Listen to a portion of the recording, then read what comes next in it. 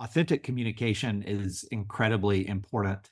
And as we were starting Inseparable, if you think about the moment we were in May of 2020, when we're all at home, and then we started working in states and working at the federal level and with a really small community of people around Inseparable. And so it was just a casual email that said, here's what we're doing. Here's what seems to be working. Here's where we've fallen flat a few times. And we've just expanded that as we've gone along, but we've not changed the style a bit, even as we've grown. And so this year we're in 18 states pursuing legislation. We're working at the federal level, but I send out a quarterly update to the stakeholders that will say the good, the bad, and the ugly. And it's meant to be a conversation. But what we found is that instead of a lot of slick materials all the time, people really value the idea that they're having a conversation with us, and they'll reply back and they'll ask questions. And it's a great tool for me to also understand what's resonating and what's not. But at the end of the day, we believe in, being really transparent about what we're doing, because what we're fighting for is so important. And you just have to tell people this is what's going on. And I just do that as a conversation more than anything else. Have you ever noticed that some of the best ideas come from unexpected places? Your next breakthrough may come from a leader facing similar challenges, but in a completely different sector. Welcome to Chief Influencer. I'm your host, Anthony Shop. Join us as we explore how today's successful leaders inspire, influence, and connect with others. Chief Influencer is a production of Social Driver and the Communications Board, who have teamed up to spotlight how great leaders and communicators are making their impact in the world. This episode is brought to you by the George Washington University's College of Professional Studies. With in-person and online programs, ranging from master's degrees in public relations strategy to certificate programs in digital communications, GW offers more than just the credentials to help working professionals get ahead. It prepares them to be leaders in their field. As a proud GW graduate myself, I can attest that faculty members combine academic rigor with real-world lessons that can't always be found in textbooks. Check out cps.gwu.edu for more information. I'm so excited to introduce today's guest, Bill Smith. Bill is the founder and CEO of Inseparable, an organization focused on making mental health policy a priority, and which has had numerous successes regarding mental health policy at both the state and federal levels. Here are 3 things I think you should know about Bill. Number 1, Bill's also currently chairman of Civitas Public Affairs Group, which he co-founded, and where he advises philanthropists, foundations, and donor collaboratives on a wide range of policy objectives, as well as national nonprofit organizations seeking to advance progressive policies. Number 2, prior to founding Civitas, Bill served as the national political director and deputy executive director for GIL Action, working across the country to build political power for the LGBT community, resulting in marriage equality and other key policy wins. And number 3, Inseparable, which Bill now leads as CEO, actually began as a national campaign that he launched, which is focused on mental health. And Bill just recently transitioned to the role of full-time CEO. So I'm excited to dive into today's conversation. Bill, welcome to Chief Influencer. Thanks so much, Anthony. It's great to be with you. Well, I have to say, I've known you for a little bit. I am really inspired by the work that you have done over your career and what you're doing now. And we have so much to talk about, but I thought we could start with your current role as CEO of Inseparable. And I know that when you're trying to advance policy at the state level, the national level, there are a lot of different stakeholders that you have to keep in mind and that you have to influence to make those things happen. So I wondered if you could talk about some of the different stakeholders that are really important to you and that who you as a leader have to influence to achieve these outcomes. I'm happy to. We launched Inseparable 4 years ago, just a few months into global pandemic, specifically around trying to advance mental health policy in the United States. And we started with the name Inseparable because the health of our minds can't be separated from the health of our bodies. Yet, if you look at how we've treated mental health as an issue in our country over the last 30, 40 years, we've done anything but that. We've actually separated mental health out in different systems and with stigma. And so what we wanted to do with Inseparable was bring together all the stakeholders who are working on the issue. Very clearly, mental health is something that impacts all of us one way or another, whether it's personal, whether it's someone in our family. We all have mental health. And so one audience is really all of us to talk about mental health, but then also to really focus in on policymakers, because there's so much about how we deal with mental health as a country that has to do with public policy, whether it's budgets, whether it's rules around insurance coverage and systems change. All of it impacts our mental health. And so we focus really clearly on bringing people in to share their own stories, to influence policymakers to change the policy that we think needs to improve to advance mental health in our country. I want to, a little bit later, we'll talk more about some of those policy changes and how you made them happen. But maybe to take a step back, I think it's so fascinating that Inseparable began as a campaign that you launched, as part of your company, and now you've decided to transition to do that full time. Civitas is really focused on research. From my understanding, research is such a powerful, maybe essential tool to influence policy, to influence the public. And I know over the time that you co-founded and built that business, that Civitas has been instrumental in some major issues, such as marriage equality. So maybe let's kind of go back in time a little bit, talk about the creation of Civitas and some of the key things that you've learned when it comes to influencing policy and influencing the public through research. Yeah, I'm a huge believer and devotee of research as a tool in the public policy process. And I think it started when I was working in campaigns right out of college in the electoral world, and understanding polling and how it helps you figure out the core messages to focus on with candidates. But when I started working in the marriage equality movement, that's when I really dug into research, because we were hitting a wall. When I started, we were in the 30% public support and approval for same-sex marriage. And it was really hard to move that needle. So we did lots and lots of research working with different organizations in the marriage movement. And there were all these debates, even within the folks doing research, about exactly how to do it and the types of questions to ask. And, for me, one of the big learnings was to go deeper on the qualitative side and talk to people about what they thought about their own marriage. And I got to a point where, in a focus group, you could ask the question, marriage is a collection of 1,047 different rights and benefits and privileges. How many of you think of your marriage like that?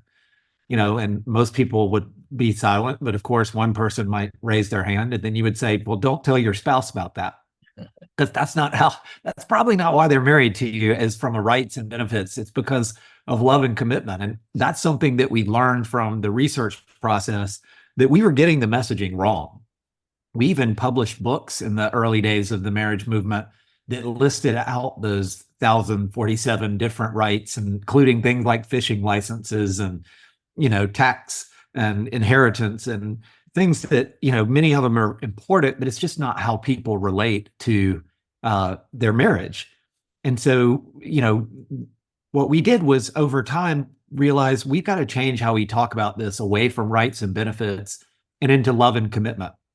Because that's why people decide to get married, is because they love the other person and they want that commitment recognized by their friends and family and society around them. And when we did that, it completely changed our ability to impact the public policy conversation, whether it was legislatures, whether it was state ballots, and ultimately, of course, at the Supreme Court. And so for me, it was such a gift to be a part of a movement that spent a lot of time and resources on research, because it was so critical in helping us get where we needed to go.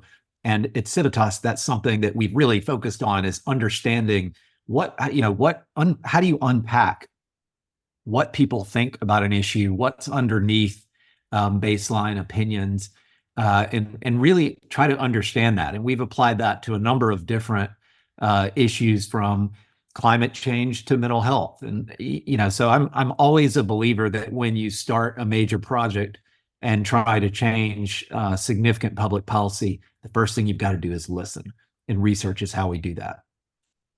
Yeah, when you shared that example around marriage equality of the 1,047, benefits compared to love and commitment, kind of reminds me of there was a juxtaposition I saw once of a couple advertisements from back in the day of computers, and one was, I don't know if it was Compaq or IBM or something like that, but it listed all of these technical specifications of a computer, and then the other one was I'm pretty sure it was iMac. I know it was an Apple product, and it was just like focused on, it was just a few words, and it was really focused on, the design and the ease of use.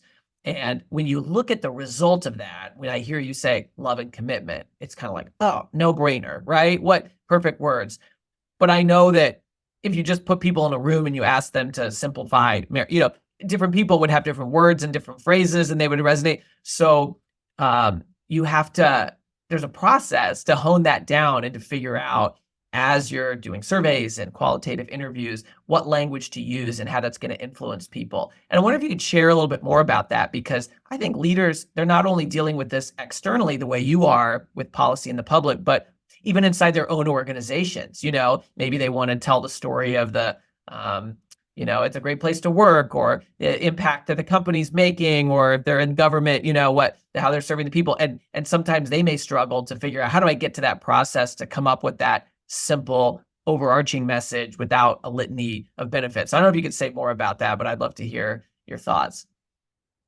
I think, one of the hardest things is getting to real simplicity in communication. And if there's something that movements tend to do too much of, it's over-explain in a technical context. One of my great mentors was a guy named Bill O'Connor, who was a communications specialist in Alabama. And we were traveling together one day, and we were at the airport, and I was trying to talk to him about how we were going to communicate something. And he looked over and saw there were all these airline mechanics on strike outside the entrance to the airport. And it said, UAW or local number 472, wants better benefits or whatever. And he said, you see that over there? That's bad messaging. He said, if I were those guys, that sign would say airline mechanics on strike. Wouldn't fly today if I were you. And it was just like, wow, that's a totally different way to put the punch in a message and really get it into a language that the normal people out there would use. And so that's one of the things I strive to do at Inseparable, and certainly have done through the years at Civitas, is make sure we're using plain language to talk to people in a way that they talk with their friends and their family. And that's something that you have to work at in the policy arena, because sometimes it's a lot of jargon. Well, let's even talk about a specific phrase. So if you roll back, not too, far back, gay marriage, same-sex marriage were phrases that might have been used. But you were part of the process and the team, I know there were a lot of others involved too, that really said marriage equality is the right message that we should use. So can you talk about that? Yeah, it was interesting. There were a lot of people out there would say gay marriage, and we used to sort of joke that was sort of like when people would call the copier the Xerox machine. You're not necessarily, say go Xerox something. You're not necessarily going to change all the vocabulary that people use, but some of the insights from the research told us that people on the left, the framing of equality mattered a lot to them. And so marriage equality became a pretty easy way to talk about it, because it implied, right, that there's a segment of our population that is not being treated as equal. Now, on the other side of the aisle, if you're talking to conservatives about the issue of marriage, on some issues, there are folks on the right that wouldn't necessarily agree with the concept of equality. But when you talked about freedom, that brought another element into the conversation. And so that's, the biggest marriage campaign in our country was called Freedom to Marry. which was around the basic premise that everyone should have the freedom to marry the person that they love. And that resonated a lot with conservatives who believed in notions of individual freedom. So, depending on who you were talking with, you might shift a little here or there, but they're both pretty core concepts that make it easy to access what we're trying to get at. Have you ever found yourself in a situation where you have this research and you have the data, the quantitative and qualitative, and you believe, okay, this is going to be the winning way of saying it. But then you have stakeholders, maybe it's the people hiring you or their board, or maybe it's a wing of their supporters that just don't like that. And it's not necessarily because they have the data, it's just because they don't like it. Does that happen? All the time, all the time. And in the marriage movement, when we were filming ads for ballot initiatives, we found that in many instances, people wanted to hear from parents or grandparents. And in Maine, there was this brilliant ad that was around a gay firefighter, and it was all the other guys down at the station house talking about he was just the same as them. And what we used to say is many times when you're doing an ad for a campaign that has both a base element and a turnout element, if you play some of the persuasion ads for the base, they don't like it. And it's because that ad is not aimed at them. And you have to think about the different audiences and what they needed to see. And so that was a very real dynamic in the marriage movement of figuring out the right messengers for the right audiences at the right time. And yeah, a lot of times the research doesn't always say what you want. I learned the most about research from a guy named Jan van Lohausen, a Dutch pollster who worked with President George W. Bush and many others across the spectrum. He was meeting with a client one time, and he had his pad with all of the key numbers down, and they were just arguing with him and fighting over the numbers. And he just ripped up the paper on the pad and goes, "What do you want the numbers to be?" Because we can have a different conversation if you're not going to believe the data. But I'm a believer. You do have to check to make sure that you've done all your research methodology right. But at the end of the day, you have to listen to research, because it really, if it's done well, it's telling you what people think, and it's telling you what you need to hear, more importantly. Well, let's talk about research, because I'd love to hear from your perspective how that has changed. I mean, obviously, wasn't too long ago that you'd call people on their landlines. That was probably one of the key ways that research was collected around, public opinion. And now, a lot of people probably don't ever answer their phone if they don't know who's calling. There's online ways to collect research, but then there's also public data sets on social media, for example. And then maybe we introduce AI into the mix as the ability to do something with this stuff. So what are some of the changes you've seen, and what do leaders need to know when it comes to research in today's environment? I would say that the biggest thing to know is that while methodologies have changed and there are new ways to get research done, the basics haven't entirely changed. And so working with a reputable researcher who has figured out how to grow and change with the times as technology has allowed new methods is still pretty key.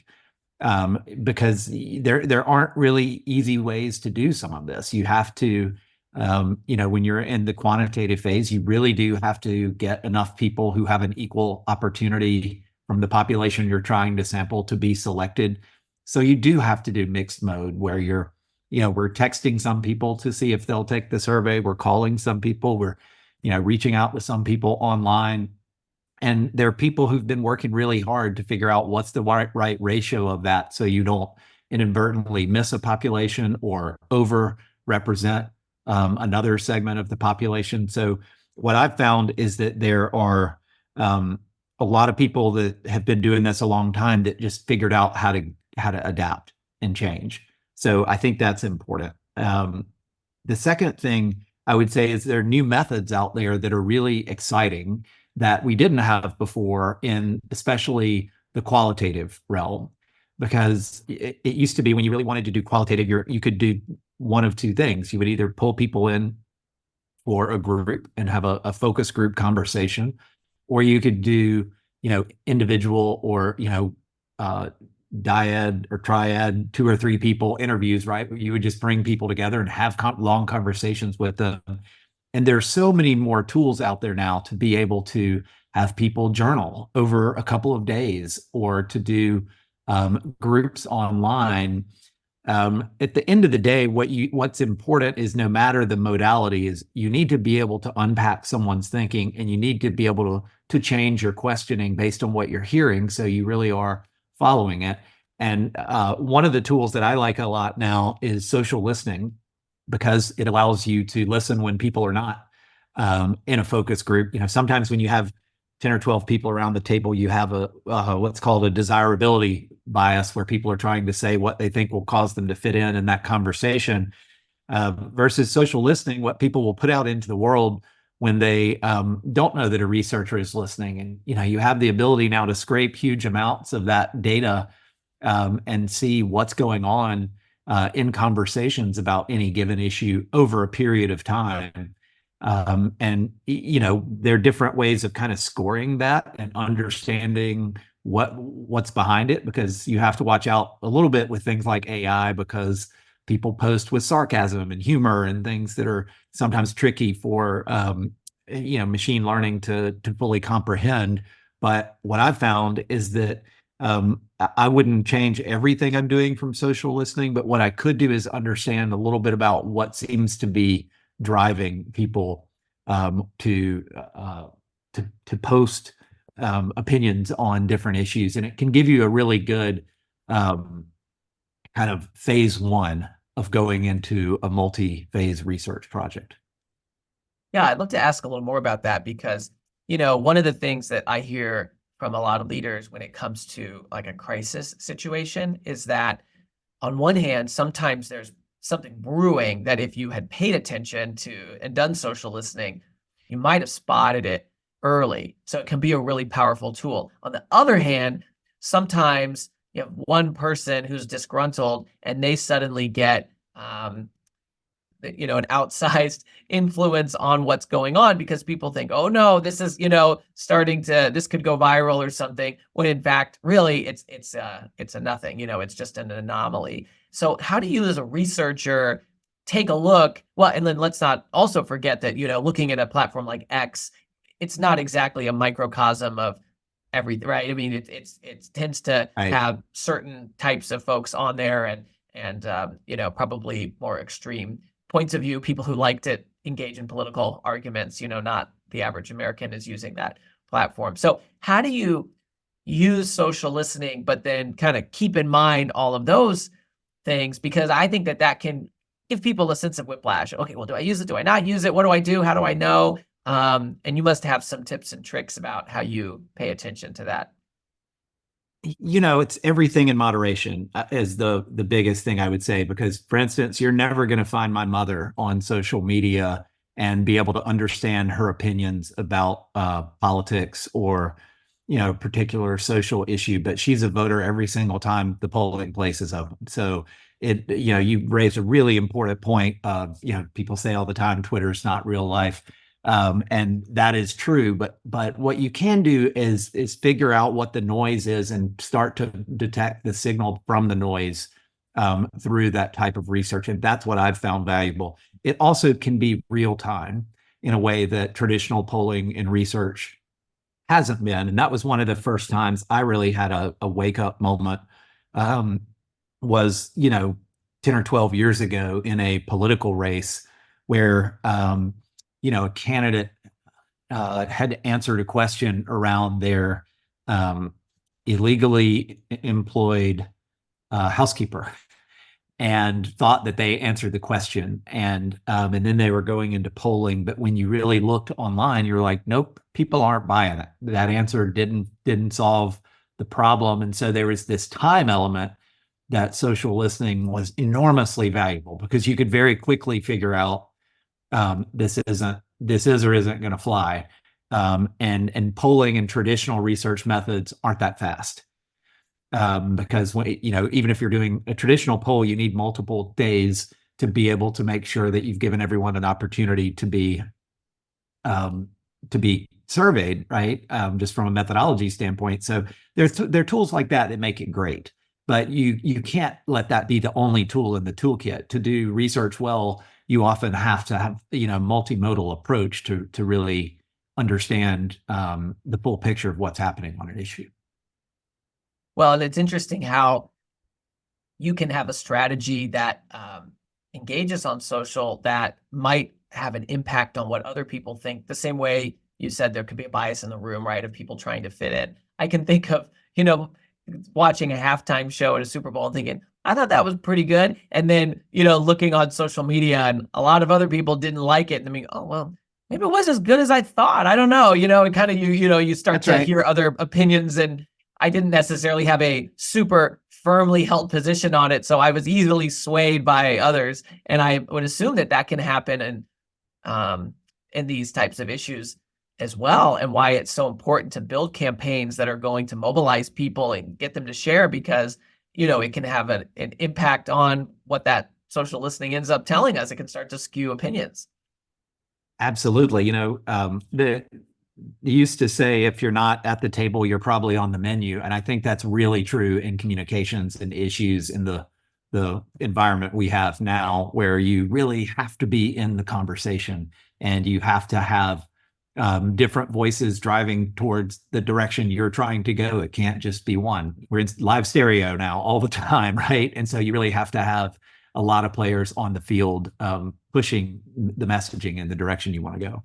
Well, so I think you said it's been 4 years since you launched Inseparable, and that is something that came out of Civitas, but which is now its own 501c3 organization that you serve as the CEO of.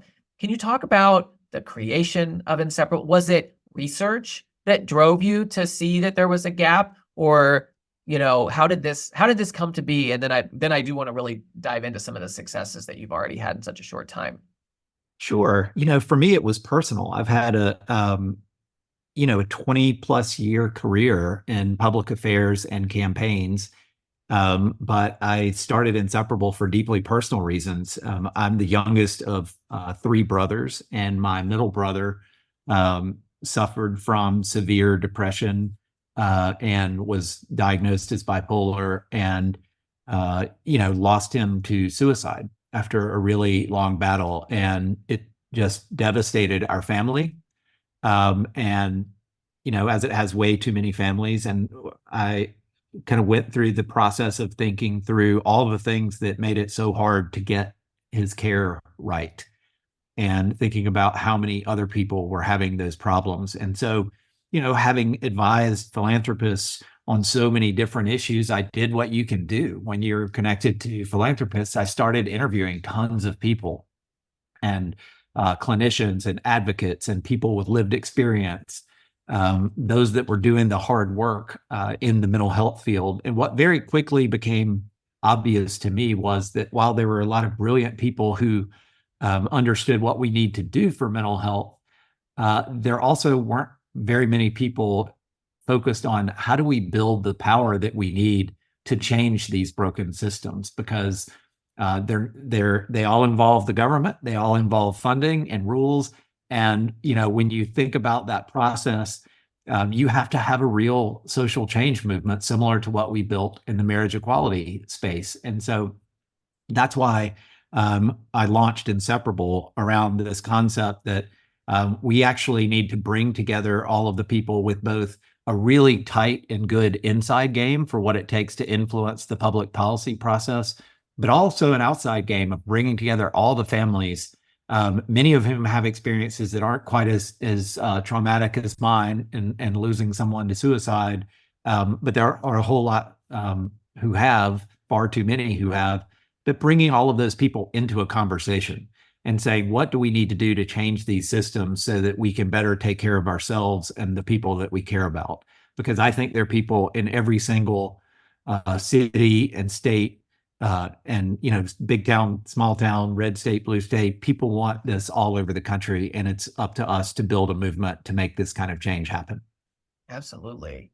Okay, so take me back, because it strikes me that in your career, for the most part, someone had come up with a campaign, and then they'd hire you to help move things forward. But in this case, you made a switch and said, I'm going to launch a campaign. Like, I'm going to create something. And I don't know if that's the first time you've ever done that, but obviously it seems like a major milestone. That's a decision to make, right? I mean, that's must be a big moment for you. So could you talk about that? It is. And it was the intersection of several decades of this work and understanding what needed to be done on a professional level, right? Because I've seen it, I've done it in so many different areas, and then that intersection with the deeply personal of how this impacted me and my family. And so I just had a moment where I said, you have the ability to offer something here. And there are a lot of families that are hurting and that have been through far too difficult circumstances based on our broken systems, and you know how to do systems change. So what are you waiting for? And so I just dove in. I had a couple of different funders who believed in the concept but didn't quite know. And I said, we really need a C3 and a C4 and a PAC, and we need to build out this whole thing that's just focused on political power, because in the anything touching health, if you think about it, there are lots and lots of powerful interests. But in the mental health space, there are not a ton that are focused on building power for the average family, just like yours and mine. And so that's what really just led me to say, like, this is not just going to happen on its own. We have to build it. And as somebody who's been a campaign manager for years, that's what you do in the campaign world, right? Is we build campaigns to go win things. And that's what the goal was and is with Inseparable. And you had some big wins already. I mean, short amount of time. Can you talk about your approach as a leader to this work? And then can you talk about some of the outcomes that you've already seen? I think my approach as a leader is to, number one, be incredibly focused on what you want to do. And there's so many things in the mental health field that you could say that impact mental health, that you could have a list of things to do that was 40 pages long. But what we said was, let's focus in on 3 of the core systems and areas that will matter the most in transforming mental health.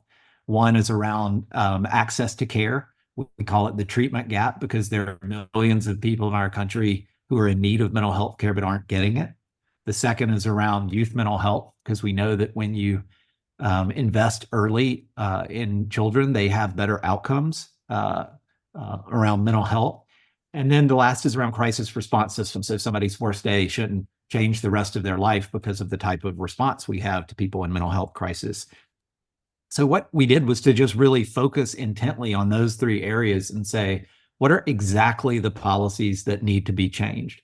Where exactly are the decision makers on that? Is it, federal? Is it state? Is it local? And then let's go build campaigns to specifically address those issues and stay focused on that and say, we're not going to get into all of the other conversations that we could get in. We're going to do this. And our job is to deliver wins for those people who need them, for the systems that are impacting them right now. It's not some distant thing in the future. We're laddering up, of course, to some really big wins in the long term. But we believe the way you get there is helping people right now by changing systems in an incremental way. Can you talk about some of those victories that you've had? Sure. We focusing on youth mental health in particular. In my home state of Alabama, we hired lobbyists and helped pass a bill that said every school district in the state has to have a mental health services coordinator. A lot of the wealthier districts had that, but places, small towns didn't necessarily have that or the ability to afford it. So we were proud of that. In Delaware, we passed a bill to put more school psychologists in middle schools. We're going back right now, working on the same thing for high schools in Delaware. In Wyoming, the legislature just passed a $10 million appropriation for school mental health. In Montana, we worked with lobbyists on a $300 million trust fund for mental health. in Illinois and Colorado bills to say that we have to screen students in grades 6 through 12 every year for mental health, so we can refer kids to services if they need them. Just like very concrete and tangible things that will impact mental health and people's access to care. And you'll hear in there are red states and blue states. We think it's incredibly important to be working all over the country for this not to be seen as a blue issue or a coastal issue. This is something that impacts every child and every family in one way or another. And so that's what we're doing, is running a campaign so that we impact policy conversations all over the country. It's impressive what you've done already in such a short amount of time. And I know to influence policy, you have to kind of speak to the head, and the logical side of things, but also speak to the heart and, connect back to people and real stories. And, from what I understand, you all have done a good job of balancing those two. And I wonder if you could talk a little bit about, the strategies or the tactics that Inseparable uses to come at it from both of those angles. Absolutely. For good public policy change, it is the head and the heart, right? So you have to have, for the head, what is the policy change that we're trying to pursue? What will it actually achieve? What are the stats? What is the measurement for how pervasive a problem is in a particular state? And then, how do you then tell the stories so that it's not just some clinical idea, it's someone's actual life? And, a couple of examples, because things like school mental health can feel so complicated. There are a lot of different data points in a lot of different places, and we pulled them together into a school mental health report card to say, let's look at all 50 states and exactly what they're doing on all the key elements of school mental health. And things like what's the ratio of how many school psychologists we have available for students.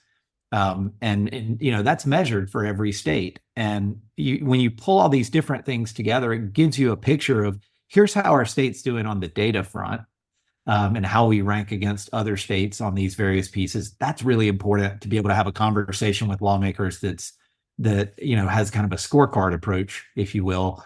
But then you have to combine that with stories of parents saying, this is what was going on with my child. This is how hard it was for us to find the right professional at the right time.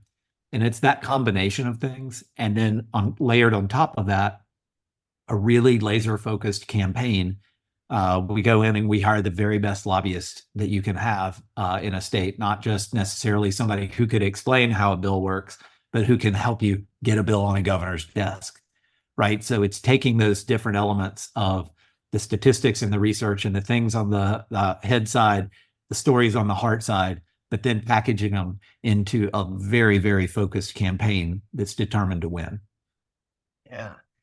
As I think about how you kind of show up as a brand, and obviously, you've built this brand Inseparable, folks are becoming more familiar with it. You're showing up all across the country.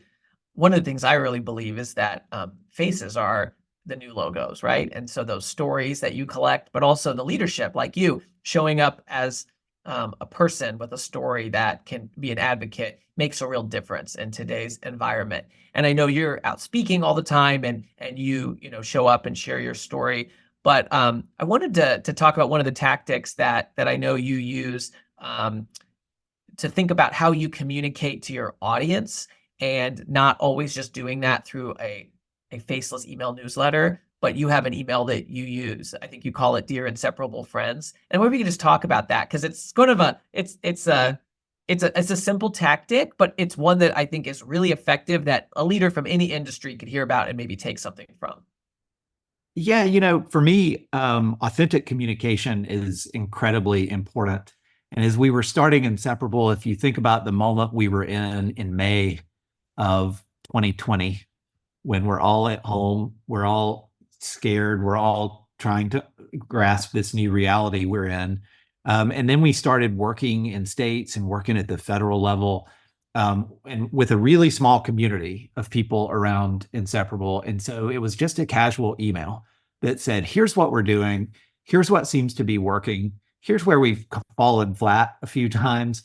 And we've just expanded that as we've gone along, but we've not changed the style a bit, even as we've grown. And so This year we're in 18 states pursuing legislation. We're working at the federal level, but I send out a quarterly update to the stakeholders that will say the good, the bad, and the ugly. And it's meant to be a conversation, and it's meant to call out, the partners or individuals who've done great stuff to kind of celebrate them and talk about people on the team that have done smart things, but also to say, hey, guess what? Our piece of legislation in whatever state blew up, and here's why.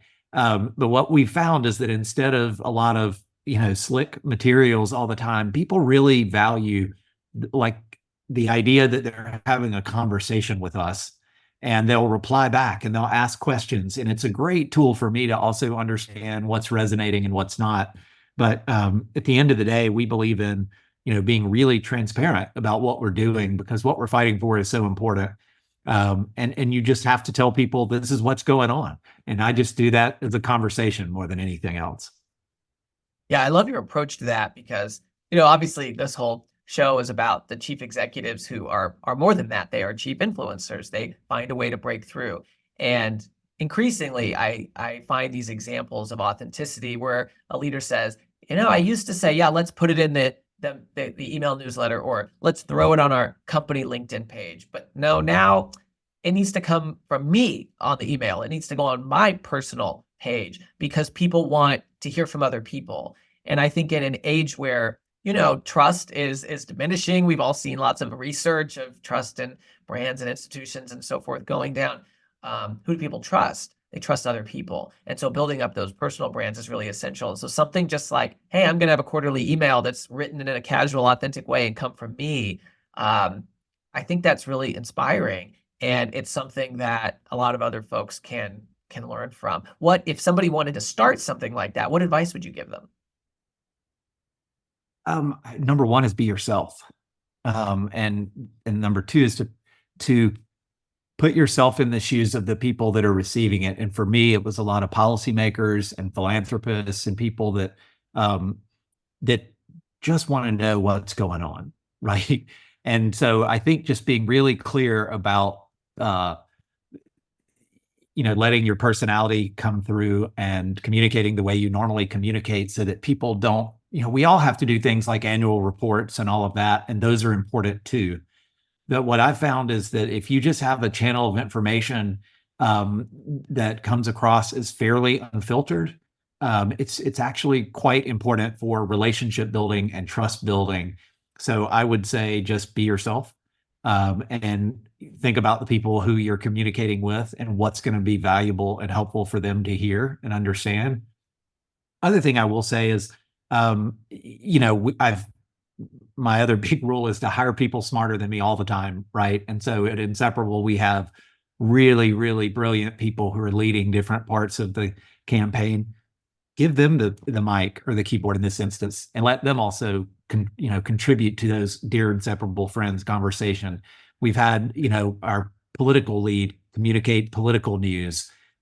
We've had our policy lead communicate some of the policy wins. So it's important that even though I, certainly do have a perspective and a brand as the leader of the organization, what I want is for people to know that the Inseparable community has a lot of people in it who are interested in a conversation with you about what we can all do together. Yeah, leaders who share the stage, I think is just such a great quality. And you have, I've just seen that you do that really well, and like the examples that you just gave. As we wrap up, Bill, I just wanted to ask you, obviously you've worked on a lot of campaigns and issues in politics. Where are some places that you've gotten, or are there places where you've gotten inspiration for this work outside of that world that you have lived in and operated in for so long? It sounds pretty basic, but from my dad was an encourager, and he was a small town newspaper editor. And in many ways, he thought his job was to promote the town. But the way it came across on an interpersonal level is he encouraged everyone in his life. And I try to do that, and bring that into the work of Inseparable, because what we're trying to do is encourage people to join and build a movement to transform these systems, not just for the heck of it, because it's going to make people's lives better. So you have to encourage people because it's hard. This is not easy work. And I think that's probably my number one job, is to encourage our team, encourage all the people around us, the policymakers that we interact with, and encourage the people out there who need a better mental health movement to join it and be a part of it, and to show them hope, right? Because at the end of the day, that's what this really is all about, is we want everyone to have hope to live their best life. And so we can't do that without being an encourager. I love that. What a great way to close. Bill Smith, co-founder of Civitas Public Affairs, which has been involved with major initiatives in the United States, such as marriage equality, now CEO of Inseparable, which in 4 short years has made some tremendous victories around mental health. I think we could call you a chief encourager, probably, Bill, with that last bit of advice. And certainly you're a chief influencer. And we're just grateful that you took time to be with us today, and frankly, for all the wonderful work that you're doing. So thank you so much. Great to be with you. Thank you for having me. Thank you for joining us for another episode of Chief Influencer, a production of Social Driver and the Communications Board. If you know a leader who should be featured as a chief influencer, please nominate them at chiefinfluencer.org.